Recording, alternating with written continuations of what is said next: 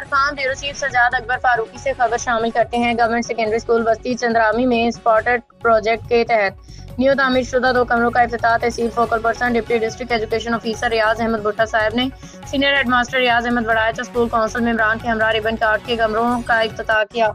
इस मौका पे tehsil focal person district education officer Riaz Ahmad Bhutta साहब ने सीनियर हेडमास्टर रियाज अहमद वड़ायच और स्कूल काउंसिल मेंबरान के हमरा रिबन काट के कमरों का इफ्तिताह किया। शानदार तकरीब में एईओ हेडक्वार्टर बिलाल इदरीस साहिब, स्कूल काउंसिल मेंबरान, retired teacher Munir Ahmad, Mohammad Saleem, revenue assistant एहलियान बस्ती चंद्रामी ने शिरकत की।